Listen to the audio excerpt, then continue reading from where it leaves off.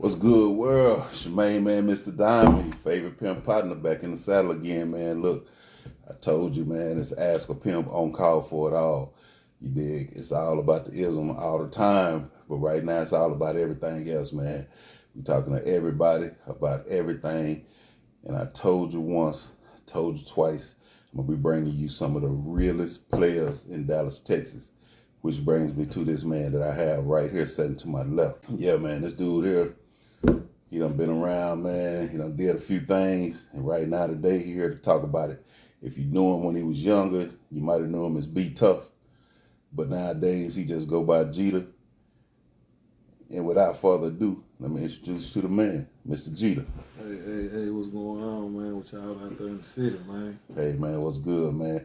First and foremost, man, let me say thank you for joining me today, man. This is, you already familiar with the channel, man. This is Ask a Pimp's On Call for It All. So today, it ain't really about Ask a Pimp. It's about On Call for It All, man. And what we on call for today is the life of Mr. Jeter. So, look here, before we get all off into it, man, you know, I want you to tell me a little bit about the way you grew up and everything. You ain't got to start from a kid, you know what I'm saying? Just start from the time when you really kind of start feeling the city and you was able to move around on your own and make moves on your own. You understand what I'm saying? Yeah. Around about that time, man, how did you get, just to let people know real quick before you get into it, man. This dude here was a motherfucking all-star football player at Lincoln High School, write-ups in the newspaper, doing real good, real big things, man. He was cold on the court, playing basketball and everything. You know, he fucked around just like most of us, man, just like me and everybody else, made some bad decisions, ended up going to the joint, you know what I'm saying, ended up losing a lot of things. So I'm gonna just let this man tell you a little bit about it, man. Tell us about when you first got out there, man, in them streets and what made you decide to go that route. Well, shit, when I first got out there and jumped on the pools in the street, man, you know, I was just looking at, like, my peers around me, you know what I'm saying, like my uncle, Mr. Diamond, you know. Right on. And, like, I was seeing my uncle and them get to the dollar, I was, like, on some mafia type stuff, you heard me? So that kind of, like, influenced me, you know what I'm saying, me, like, to jump out the pool even when I really didn't even have to. But my uncle right here, man, used to always try to keep me away from the streets. No matter how deep he was in the street, he used to always like try to steer me the right path. You hear me? So I won't have to. What he tell me now, that I won't have to go through what he went through in life. You know what I'm saying? But you know, everybody got a journey in life. You know what I'm saying? Right on. At the same time, though, like I was just infatuated. You know what I'm saying? Me with like how I seen people get to the money, and then once I seen how they mastered the game of getting money, I thought I could do it. You hear me? Right. I did it for like a little while, you know what I'm saying, before I got incarcerated. Mm-hmm. You know what I'm saying? I went through like being homeless, I went through like being a bad person, the black sheep of the family, like all that, you know what I'm saying? But I overcame that in due time. But I think Allah like set me down. He set me down first when I went to the penitentiary the first time. Okay, hold on. Before we get too far, I'm gonna let you get to all that, but before we get too far, you said, you know what I'm saying, when you jumped off the porch, you was seeing how your kinfolks and everybody was getting at the money. So would you say your actions was money motivated, like you just really wanted to get to the dollars? Yeah, I just really wanted to get to the dollars, not like all the like the cars and the stars, you heard me? Yep. Everything that I seen my peers, like my uncles and them, like have, like that what infatuated me. They pulling up, they giving a nigga $50 and $60 when he like 12, 11 years old. You know what I'm saying? So I just wanted to be a part of that. But at the same time, like I say, my uncle was on me though. Like a pit to a bullfight, you heard me? Yeah, man. I mean, you know, a lot of times, man, you know, people don't really see the inside track on a lot of shit, and a lot of times it look like it's shining when it's really all grinding. And then, you know, as a elder, don't nobody want that for their kinfolks coming up. You know what I'm saying? They children or some, you know, I look at you like a son. Don't nobody really want the type of shit that they had to do for their son to have to do. They want their son to do everything easy, if not easy, right. That's just human nature, bro. But now you say you went through a spot when you was homeless and everything. Tell us a little bit about that. Yeah, I had got in trouble, like at school and stuff. I supposed to have really been going to school, You know what I'm saying? But what I didn't know, my uncle told me, say, man, ain't nothing you can do and say it out without me knowing. You know what I'm saying? So I don't care what you got doing, I'm gonna figure it out. I got people that's gonna tell me when you don't think I can give them anything, they gonna tell me anything about you. So at that time, say it's real kind of funny though, man, because like I jumped out the pool, man. I had dope in the house and all that, man. My uncle went and found the dope in a Monopoly box. You know what I'm saying? Me, like that's the first time like my uncle ever scared me, man. Because like he was telling me, man, like he'll do something to me if I don't change my motherfucking ways. You know what I'm saying? So that what really motivated me. You know what I'm saying? Me really to stay out the way, and it taught me how to like hide my faults. You know what I'm saying? Me where nobody could never pinpoint like where I was at or what I was doing. Because my uncle used to make rounds. I used to be on every block in the South, from Mission Potter the Second to the Meadows when they was built up. My uncle used to come through there in that little van. You hear me? Doing this round, he supposed to be everywhere. He checking on me. I used to have to shake and run. You hear me? Yeah, you had to shake and run, man. Then one time, I'm short stopping my uncle's spot, and I didn't even know it. You know what I'm saying? Like real talk, I was like, well, about 14. You know what I'm saying? 15 when I was experiencing that. You know what I'm saying? And then like after that, I ended up like making moves. I started like trying to like do a little macking. You know what I'm saying? Me Right depending on. on no certain trade or to get my money for me. You know what I'm saying? Me.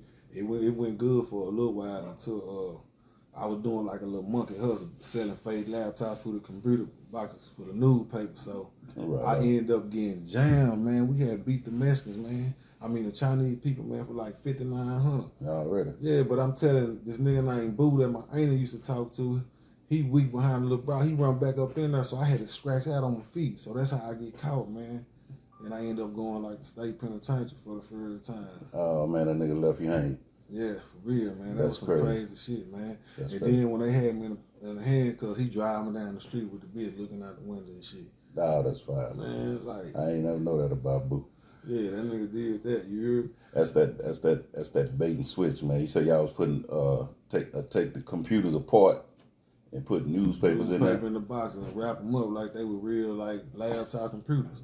You know what I'm saying? We pulling up on everybody. Broom was all anybody that had businesses. We were pulling up on them. Getting You them. know, yeah, the monkey hustle. You heard? Already. But now, you said you was you had learned how to get your work together. You was hitting the blocks. You were doing everything, and then that's the first time you got caught up and went. That time, did you go to jail or did they actually send you to the pen? I went to the penitentiary. You heard me? So that's the time. That's the first time you went to the penitentiary. Yeah, first time I went to the penitentiary. Tell us a little bit about that. How did you feel when you? That wasn't the first time you got arrested, right? Nah, that's the first time I went to That's the prison. first time I went to prison. So Yeah. you was already over the fear of being arrested. Yeah. Tell about the first time you got arrested. What was that about? The first time you ever got arrested, and how you felt when you got arrested. The first time I got arrested, it was on Pine and Spring, another block. You hear me? Right on. So I'm over there wheeling and dealing, you know what I'm saying, me doing my thing. So the loud hit the spot, right? I threw the dope, you hear me? So it wasn't nothing on me, you hear me? So when they searched me down, they talking about they been looking for me and all this. I got secret indictments. I'm like, man, I don't even know what secret indictment is. The law gonna tell me, yeah, you got like 2 weeks. If you ain't caught with a secret indictment, it go away.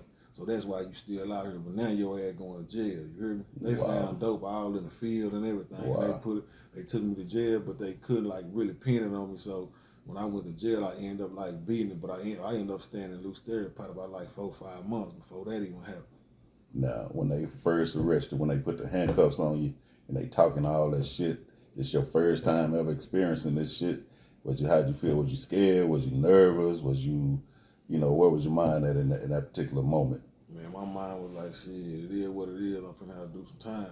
Already. Mm-hmm. You was just ready to swallow it on up. Yeah, I was just ready just to get that shit out the way. You know what I'm saying? But you remember before that, Unc, I was on the run like for 2 years when I had got caught on that little stolen car with the switches on it, man. Yeah, okay, let's talk about that. That's what I was trying to bring up a little while ago, man. Like you was say you was homeless and everything, you was on the run. A part of that was because you was on the run. Right. And you couldn't just buckle down and bed up in one spot. So what was being on the run like, man?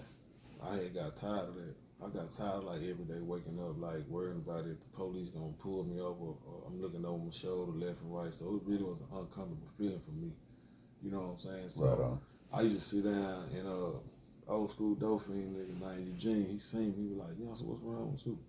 I was like, man, I'm tired, man. You know what I'm saying? He was like, tired of what? You know, so you get into the doctor, you doing your thing. I said, I'm tired of being on the run, man. I can't really focus. He told me to go lay it down. You know what I'm saying? But I didn't though. I stayed grinding. So that's when I had got trapped off in that little car with the switches on it. We had to end up like jacking the nigga for it. You hear me? Me being like not in my right state of mind, I want to drive the car to sell. I done had the car about 3-4 days, man. No, man, not stolen. Man, that joke had switches on that joke. You hear me? I wanted to be seen in that joke. You rolling it like it's yours. Like it's mine, you hear me? Look, I pulled up the Little World to give me some cigars, man, because I supposed to be going to Memphis Little Brow, you hear me? But I had seen the police, about 5 police when I come out of Little World. Pim, pim. I'm like, man, what they looking for? As soon as I jumped in the car, Jack switches up on that joint. I went down south. I pulled over trying to holler at one of my partners. He say, nigga, you got the law behind you. I'm so far gone, I ain't worried about it. I look in the rearview mirror, about 4 law cars behind me. Yeah, damn. You hear me? So I turned on Burke, then I turned up in the Palmer that was on Hatcher. Man, next thing you know, the light hit the light on. I jumped up out the jump, but they ended up catching me though. You know what I'm saying? So that when I had went in right there, I wasn't scared, but you know, it was an overwhelming feeling. Right on. You know what I'm saying? But once I figured out, like, man, you in these streets like this here, man, you gonna have to deal with the deal with. It's just some of the shit that come with it. That will come with it. Say, okay, well, dig that, man. Now check this out. So you, by this time, you know what it's like to be a dope boy. You done flip dope. You done got dope money. You know what it's like to bait and switch. You done sold fake computers, got fake computer money. You done did a little bit of macking. You know what it's like to, you know what I'm saying, get money up out of her and everything. Now, what you feel like was the best money, the best hustle out of them? Shit, selling that dope. That dope money came good, dope didn't it? money, yeah, because I used to see how my uncles now used to get it, Mr. Diamond, I seen Mr. Silver, how y'all used to get at that paper, so that was right, like my main objective right there, man. You know what I'm saying? Because, man, y'all had all the cars and I wanted the same thing. Right on. You know what I'm saying? It's just fortunate. I just had an uncle that was like you that's try to like be my daddy and influence me not to do this shit. You hear me? Yeah, you hated that shit though. Man, for real. I think for a minute you might have hated me for it, but I didn't ever hate you. It was just like, man, I was just like fucked up because like it was like every time the corner I'm trying to hit, you popping up. I'm like, damn, that nigga do know a bunch of motherfuckers on the side. You hear me? Say, man, okay. Now check this out. So all this done went down. You know, you done had money, you done not had money, you done been up, you done been down, you done been on the run, all this here shit. Now you get caught up and you go to the penitentiary. What was that like, your first run in the penitentiary? What was that like? Man, What did you think when you first found out I'm finna go to the pen, I'm gonna be gone for more than a year, more than a couple of years? What was your mind at that point? Well, I had a fear in telling my mama what time it was. Right on. That was like really the only fear I had because like I had already let my family down because I was supposed to be in the NFL playing that ball. Yeah. So that kind of like took a toll on me. But when I had to tell my mama that really, it was like I was scared, man. I'm like, man, I ain't scared to do this time or nothing. I ain't scared of nothing in this world. But when I had to tell my mama, man, that I'm finna get ready to go to the state prison, man, like that was the hardest thing I can ever do. Because I ain't really want like to look her in her eyes and tell her that. You know what I'm saying? Because my mama, like, I'm like a mama's boy for real, so I didn't want to see my mama cry and break down like that because that was gonna make me tweak out. So you didn't want to hurt her. You wasn't scared so much as she was gonna like trip and try to whoop you. Now you just scared to hurt her. Yeah, I didn't want her to know like what I was doing. I hid it for her a long time. Mm-hmm. You know what I'm saying? But what had put her on me when I started getting locked up and stuff like that. Right on. Well, I tell you what, bro. You know, everybody make bad moves and bad decisions. You know, we all at one point thought we had it figured out, and it wasn't really the way to go. And I'm saying all this to say, I can't speak for nobody else, but as somebody who's been close to you all your life, I heard you say a while ago you felt like you let your family down. You didn't really let us down. We was more disappointed that you let yourself down. You dig what I'm saying? Because everybody got to walk their own path. You said that a while ago. Everybody live their own life, and when you think about that, you can't really let nobody else down. Whatever my expectations of you are, those are my expectations. And if you don't live up to what I think you ought to live up to, that's me. That's not you letting me down. That's me not letting you do what you want to do. Boy, you was on my line like a pit to a bullfight. So I want to say that. So okay, now you had to finally tell your mom because you know you're gonna be gone for a while. How long was you gone the first time? I did 3 years. 3 years. 4. Yeah, in the state prison. Yeah. In the state prison, you remember which form you was at? Yeah, I was on beat-01. Already. So let's go to beat-01. Let's go to beat-01. You there? You in there? How was life inside the joint for somebody who ain't never been to the prison? Just kind of explain to them a common day, explain to them a good day, and then explain to them a bad day. Well, when I first got there, beat-01, I got into it with this blood nigga because I had that cuz, what's up, cuz? I had that bad like in everything that I used to do. So when I had got my first lay-in to go down, so it was a nigga named B-Lo, you hear me? I'll never forget him. And he was like, I was asking him, say, cuz, you know where I'm supposed to go? Nigga like, nah, blood, you know what I'm saying? I'm like, nigga, what you mean? So I started telling nigga like where I'm from, hitting him up, so we ended up getting into a squabble. You know what I'm saying? And I overcame, I got down on him, you know what I'm saying? But he was a dude that a lot of people respected in closed custody, because I ended up going to closed custody too. Right on. You know what I'm saying? So when I went to closed custody, you know what I'm saying, I seen him. And look, he laced me up so tight, you hear me, on what be going on, like back there in closed custody, because closed custody like an island. Like when you go back there, you ain't going back up the highway. Right on. You know what I'm saying? So he knew I was on some real nigga time. We just respected each other. You know what I'm saying? That's the first time I ever got respect, you know what I'm saying, from a nigga in prison. Right on. You know what I'm saying? So that taught me the values of like having respect. Like you show respect, you give respect. All right. You know what I'm saying? So I learned that too. But in the midst of that, you know, I was like stressing like about like being away from my family. You know what I'm saying? Like I said before, like letting my whole family down, because I supposed to be in the NFL, man, playing that, running that ball. For sure. And, he was a beast on that field. Yeah, square business. And like the good side of it though, you know what I'm saying? I had pack and sack in there, so I wasn't even really tripping. You know what I'm saying? Tell the people what that means. What's that pack means and sack? I had cigarettes and I had weed and Had a full commissary. Yeah. Yeah, full stove. Yeah, full stove in that junk. Like I really was eating like I was out here in the street. Right on. But then like sometimes, you know, that'll obtain you. You know what I'm saying? So when you wake up every day knowing, man, I got these squares, I got this weed, you know what I'm saying? They put a chip on your shoulder like you in the street. You know what I'm saying? Then I had CO bringing something. Then my auntie husband named Drac, you know, he was giving me all the sack I wanted. You know what I'm saying? But he told me, man, you stay out of trouble, come up the highway. I went backwards, fam. Yeah. You know what I'm saying? I ended up going to SEG, you know what I'm saying, for numerous to fight on the fenders with closed fists. And them niggas back there in SEG were laughing at me because all them, I'm back there with murderers. You know what I'm saying? Nigga that kill people like for fun. And they got me housed around these niggas. You know what I'm saying? So I adapted to it. You know what I'm saying? That's the best thing like in prison, you know what I'm saying? To adapt to the situation. You know what I'm saying? Even if it's good and it's bad. But like on a bad day, I just be like recreating. And that's recreating, that means like squabbling, you know what I'm saying? Me gambling, you know what I'm saying? Me pushing that knife in a nigga, you know what I'm saying? Me and trying to stay out and getting a knife pushed to me. Mm. You know what I'm saying? So it was all good to the point to where the administration, they was trying to poison me and kill me. Because the type of influence that I had, because I was the youngest dude on beat-01 that ever come through there. I was like 17, turning 18. Yeah. When I was on beat-01. I had my 18th birthday on beat-01.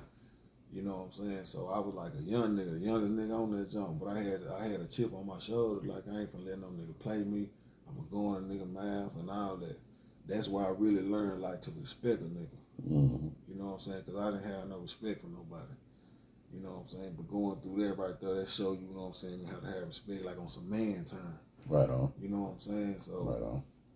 When I adapted to that, you know, I was like square business. Like then I had already made a name for myself. You know what I'm saying? Me down there, so I really didn't have to worry about really like put my hands on them niggas because I didn't build my establishment on who I am. Everybody know, man, that nigga G man gonna fight. Yeah, that nigga crazy. He a menace. Yeah. You know what I'm saying? That's the shit I was hearing on the street, man. You'll never down there. But they call it regular. See, they don't really know what's really going on. Yeah. They just know what they hear. So they tell me, man, that nigga regulate, that nigga breaking jaws, that nigga that taking names, man. Everybody up under that nigga, man, getting out that nigga weight and shit like that there, man. looking at it like it's a trophy and everything. And all I could think of was shit, man, he'd be better off at home. No matter what he's doing down there, he'd be better off at home. You know what I'm saying? That way. But so okay, so you down there, you done made a name for yourself. You experience your good days, you experience your bad days. What was it like? Like, what did you do to get your mind out the street? Because I heard you say earlier, like, on a good day, shit, you get sacked up and everything, you start feeling like you're in the streets, and something gonna happen to shut that down. Right. So what was your tool? What was your,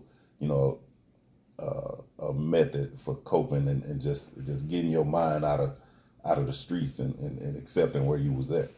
And when I went to segregation, like I went to SEG, that's like 23-1 lockdown. Right on. And explain to the people what's 23-1. That means you stay in your cell like 23 hours a day, and you only come out like 1 hour for like to go to rec. And when you go to rec, you in the cage like by yourself in SEG.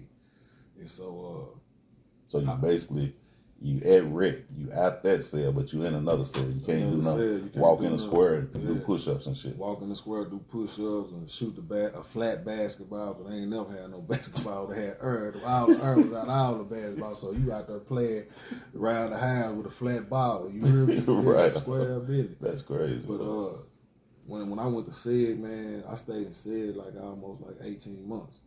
You know what I'm saying? So when I was down there, I was reading. You know what I'm saying? I started reading stuff on like Yahweh. I started reading stuff like on Muslim time, but I never converted to Muslim until I went to federal prison.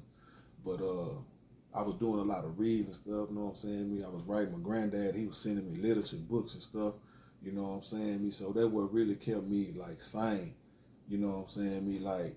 And then being around, like back there and said, you back there with dudes that's finna go get the needle. You back there with dudes that ain't gonna never have no second chance. Mm-hmm. And so a lot of them dudes back there, knowing that people like me or anybody else come right there, they got another chance to go to that world. So they used to try to like keep a nigga out the worldly things that be going on back there. Right on. And I used to understand, like, how can a nigga have a life sentence and be at peace in SEG? Right. I always wondered that. You know what I'm saying? But then I had this old school dude named Mafia. He really used to like give me like little literature and stuff, but he was crazier than me, man. You know what I'm saying? Like that nigga that was crazier than me, but he made me like recognize what I had worth. Right on. Had my worth like with self and like my wealth and like, man, you going back to the streets, so you need to really prepare yourself, because like what a lot of people don't know, the streets is more faster in there. But see, like when you incarcerated, you can't move from around your problems. You just stuck. But see, when you're in the world, you can shake your problems and move around. Right on. You know what I'm saying? And weigh your options. So I started really like weighing my options and stuff like that. You know what I'm saying? So that would influence me. You know what I'm saying? Like to get myself right mentally from when I go back to the world. So I even started trying to like practice, you know what I'm saying, me getting in shape, because I was trying to go back out there and play semi-pro. Right on. You know what I'm saying? But when I did get released, they had me, I had like 30 days to my out date. And they had me in SEG. I already was in SEG like 18 months. So I went to classification. And so I'm thinking I'm finna get out of SEG because I ain't had no shots, no nothing, no cases or nothing. Man, that captain told me, man, you a menace. You gonna stay in there until you go home. Wow. They made me stay in SEG that whole 30. I got discharged from SEG. And then the administration was trying to like pause on me, fam. You know what I'm saying? I was like losing weight. And my mama had came down there to see me. She was like, man, what's wrong with you? Why you ain't eating? I told my mama straight up. I said, Mom, what are you practicing here trying to kill me? Now, how you figure out they was trying to poison you? Like, what made you? Because when I got my tray and SEG, I looked at, like that little milky stuff that be like in a thermostat? Mm-hmm. That was in my oatmeal. Like mercury, that silver shit? Yeah, mercury in my oatmeal. And I was finna do just like this and eat it until I seen it bead up. I'm like, what the hell is this? I threw it back down. So once I did that and knew that they was trying to like get over me and poison, I just went crazy in there, man. I started like shitting them down. I started like setting fires in my own cell. So what is shitting them down? Let the people know what that means. Shit, I put some shit in a milk cup and let it sit for 2-3 days. And when they come through there trying to wreck a child, I dash them in their face with it. Because it's chicken water. it's chicken wire on the sale, so they get it. You heard me? Right on. Yeah, man, I would tear their ass up. But yeah, man, after that. But now, let me ask you this. So, now, you already said you had made a name for yourself. You had to touch up a few cats in there and everything. Now, how you know it was the administrators or not, and not somebody that might have been in the chow hall or something that was trying to poison? Because, like, by being it said, they bring your food and it being like slots, like a big ass heat box. You know what I'm saying? So they pull the trays out. So I didn't feel like it came from nobody, like an inmate, because I had like I say, Tension husband Drake down there, so all of them niggas really was scared of him because he had power. But it was the administration, you know what I'm saying? Because they were mad because the power that I hold with people. You know what I'm saying? So they really was trying to take me out. You know, they put me on food loaf. A food loaf is like a big old brick of cornbread, man. And it got like vegetables in it. But I used to like the morning time because it tastes like cake, you hear me? Right. Real talk, that morning was good. But once I had recognized that, you know what I'm saying? I'm like, damn, fool, these hoes trying to kill a nigga. I had lost like some weight. And my mama came down there to see me. She like, why you ain't eating? I said, Mama, I'm scared they gonna try to kill me down here. So my mama started sending me money, like more than what she normally would do. You know what I'm saying? Me and I used to like tell my mama, like, Mama, stop sending me this money. You know what I'm saying? I'm gonna be all right. You know what I'm saying? But that was a toll on her. I ain't like that. You know what I'm saying? Right on, right on. I really didn't like that. So they were really what made me like, man, I'm finna get myself together and get up out of here. I'm never going back to jail. Okay. All right, so let's go right there. You go through that 3 years, you do your time, you have a few good days, a few bad days, you know, and you come out. Now, when you came out, what was your intention? When I came out, my intention was like to try to go like play semi-pro football because I was in shape. You know what I'm saying? I had worked out for it. And then when I was seeing dudes going like to colleges and stuff, like when I supposed to be in college, but I was in federal prison. I mean, state prison. State prison. You know what I'm saying? So I got out. I started trying to do what's right when I figured out that I couldn't get no job nowhere. You know what I'm saying? That was a toll on me. People stereotyping you because you've been incarcerated and stuff like that. So I couldn't really get no job, and they would frustrate me. You know what I'm saying? Then I was already dealing with my grandma not being around because I'm a grandma baby. So it's really like I wasn't trying to listen like to nobody. I didn't have nobody like to really sit down and like talk to like I had with my granny. So it was like, man, I'm finna get me some more money. And so I was out 18 months before I went to federal prison, but I ran the bag up in that 18 months. So after I did that, the feds got me. All right, so let's talk about that. How the feds catch you out there? What'd you do to get caught to go to the fed penitentiary? This nigga named Michael Ray English, little man, you heard me? From Dixon, he put them people on, but this was my partner. He really like I was working for this nigga. You know what I'm saying? Because I can go get a half a brick from him and he'll from me a half. You hear me? Then it went to the point I was running through all that dope. And they were like, man, what you got going on, man? I'll front you if you buy. So I was buying and he was from me. So he was good. That nigga was just a hater, man. You know what I'm saying? He hated my moves. It was these two bros from New Orleans named Tammy. And what's the other bro name? I forgot the other name, but Tammy was on me. But this nigga here was so savage. I had to get this nigga the bro. I'm like, man, you can have her, fool. Teresa. So she put me down with her homegirl, Teresa. So I think that's what kind of made that nigga like send them loud to me. He sent the feds to me, he sent the police. He sent the feds to me. You know what I'm saying? I had a drop spot in the spot, meaning that I can throw anything down this drop hole and it's gonna go outside the house 4 feet in the ground. They had shovels.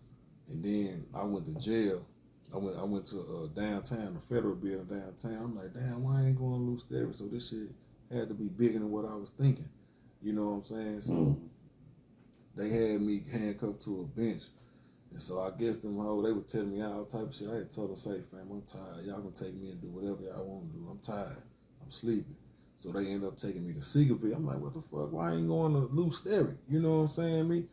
That's how I knew it was the feds. And so when I did get in the feds, that's how I know that the nigga, little man, Michael Ray English, he told them because his name was in my paperwork. I'm like, man, that shit kind of fucked me up. Then it had my Brown name as a witness, but it didn't have like what she said. But when I was sitting in the car, this bitch gonna tell me, baby, you need to tell them the truth. Bitch, the truth about what? You know what I'm saying? Right. So I ended up having to sign an affidavit, man, because when they went on the side of the house, they dug the dope up. That's when I knew that only two people know about this nigga Lil Man and the nigga that put it in. And I didn't really deal with the nigga that put it in. You know what I'm saying? That was his partner. Mm-hmm. So I put 2 and 2 together, but they made me sign a petition because they was finna take her too. You know what I'm saying? I was like, man, don't even worry about everything y'all find mine. And when I really shouldn't have did that, but I did that to free her. Right on. You know what I'm saying? But at the same time, like I made that mistake before. But right. And then, bro, she messing nigga out of money and everything. Then had another nigga standing in the nigga house and everything, fam. So I was like, man, this shit crazy. You heard me?